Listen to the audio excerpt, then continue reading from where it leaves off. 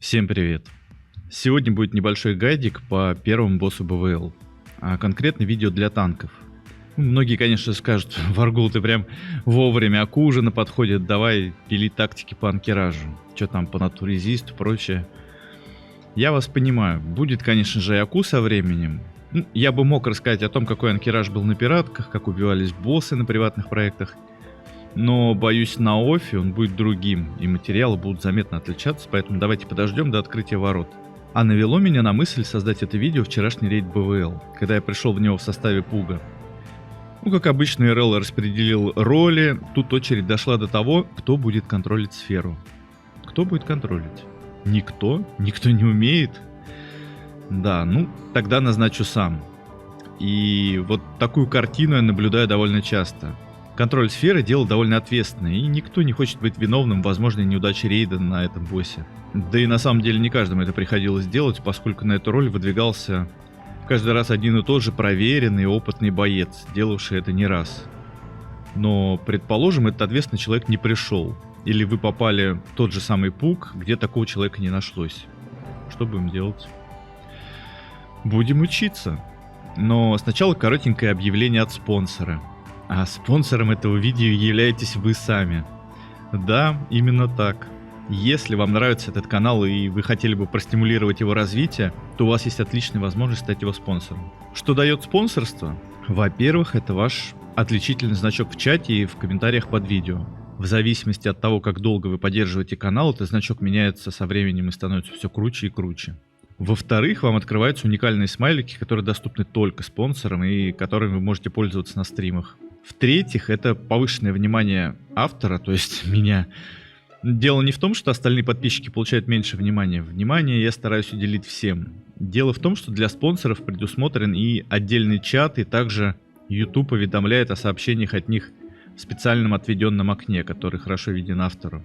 Это действительно реальный вклад в развитие канала, поскольку средства идут именно на это. На рекламу, продвижение, на художников, которые помогают в оформлении. Как раз именно сейчас идет работа над новыми авторскими смайликами, и, естественно, ваш вклад не может быть неоцененным. Благодарность автора не заставит долго ждать. Оформить спонсорство можно вот тут вот, на главной странице канала, либо я специально в описании оставлю ссылку на эту функцию. Мы продолжим.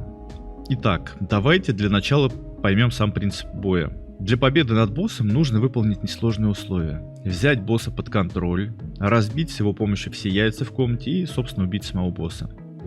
Чтобы остальной рейд в это время не скучал, его развлекают ады, которые прибегают с 4 разных углов комнаты, которые либо убиваются, либо при недостатке урона рейда контролятся. В начале боя босс стоит в противоположной от сфере стороне. Его контролят моб под охраной еще нескольких мобов. Рейд врывается к сфере, убивает мобов и после разбегается по назначенным местам. Милишники и танки по углам, ренжи и хилы в центр. Вы, назначенные на сферу, берете под контроль босса сразу, с пула. У вас есть там секунд 5, пока босс бежит с другого конца комнаты. Сферу можно заюзать как на самой платформе, так и под ней, встав вплотную к стене. На платформе, конечно, безопаснее, но в принципе как вам удобнее. Для этого нужно кликнуть по шару правой кнопкой мыши. Сразу предупрежу вас об опасности, которая подстерегает всех, кто делает это в первый раз, чтобы вы не допустили серьезную ошибку. Кликнув по сфере, в первую секунду ничего не происходит. Вернее, кажется, что ничего не происходит. Вам может показаться, что клик не сработал, и вы, возможно, захотите кликнуть по сфере второй раз. Ни в коем случае этого не делайте. Клик срабатывает с первого раза. Просто картинке нужно какое-то время перезагрузить вас на вид от лица босса. А вот клик по сфере второй раз отменит контроль. Босс освободится и побежит вас убивать. Перехватить сферу лично вам уже не получится, поскольку на вас вешается дебаф, не позволяющий юзать сферу в течение минуты. Вам, естественно, придется сообщить о том, что пацаны, простите меня, я все зафейлил, перехватите сферу кто-нибудь другой. Поэтому для избежания такой ситуации не бегайте, не прыгайте и прочее. Кликнули один раз и стойте, ждите. Вторая неприятность, которая может случиться, это если у вас будет модифицированный интерфейс и не выведена панель петов. Да, действительно, если я вар, зачем мне эта панель, в самом деле? Но все же постарайтесь, чтобы у вас либо был стандартный интерфейс, либо была доступна эта панель. Теперь приступаем к уничтожению яиц. Нам понадобится второй скилл слева, если считать от автоатаки, который отвечает именно за уничтожение яйца. Остальные скиллы, возможно, не пригодятся. Подходим вплотную к яйцу, прожимаем скилл и идем к другому. В каком порядке разбивать яйца? Я помню, как-то в одном не очень благополучном рейде после нескольких вайпов принялись разбирать, кто виноват и что делать.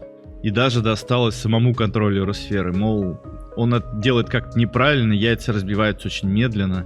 На самом деле порядок разбивания яиц принципиального значения не имеет. Между применением способности запускаются длительные кулдауны, и у вас есть достаточно времени перебежать от одной цели к другой. Кроме одного нюанса. Контроль длится минуту, и когда он заканчивается, сферу нужно перехватывать опять. Желательно, чтобы когда перехватывалась сфера, босс находился на достаточном расстоянии от вас. Поэтому на старте контроля разбиваем яйца близко от сферы, и когда время подходит к концу, потихоньку уводим босса в противоположную сторону комнаты. Чтобы когда он потерял контроль, не успел подбежать к контроллеру и не убил вас. И, наконец, в завершение боя тоже нужно знать несколько моментов. При разбитии последнего яйца босс скидывает контроль, сдает АОЕ и бежит к тому, кто его контролил. Переагрить кому-либо его в этот момент невозможно. У того, кто контролил его последний раз, генерируется такой уровень агро, что сорвать его просто нереально. В идеале нужно, чтобы агро было на МТ. Чаще бывает так, что количество танков в рейде не превышает 4, и МТ в бою задействован на танкование адов, а сферу контролит какой-нибудь не сильно важный класс, там любой ДД. Но танковать босса, разумеется, он не сможет. Босс его убьет в любом случае. Поэтому большинство рейдов применяет такую схему. Когда остается последнее яйцо, контроллер отпускает сферу и ее перехватывает МТ. Разбивается яйцо, босс срывается на МТ, который получает 100% не теряющийся агро. По этой причине важно, чтобы последнее яйцо было в противоположной стороне комнаты, чтобы у вас было время на ротацию. Танк выпивает зелье свободы действий, и второй танк начинает набирать второе место по агро. Поскольку босс периодически кидает контроль, такой же, как финальный босс в ОБРС, который ничем сдиспелить нельзя, сбрасывает агро с основного танка и идет на второго в агро-листе.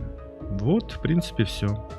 Теперь, когда рейд-лидер спросит рейд, а кто может поконтролить сферу? Все, как обычно, заочкуют. Не бойтесь, смело отыграйте эту роль. Иногда полезно разнообразить свой геймплей такими вот энкаунтерами, чтобы прохождение рейда не было совсем скучное. Да, в завершении хочу еще напомнить о втором моем канале, на котором проходят стримы не только по игре World of Warcraft, но и по другим интересным проектам. В частности, сейчас идут стримы по Vanilla Plus. Спасибо за внимание, не забывайте подписываться на канал и удачи!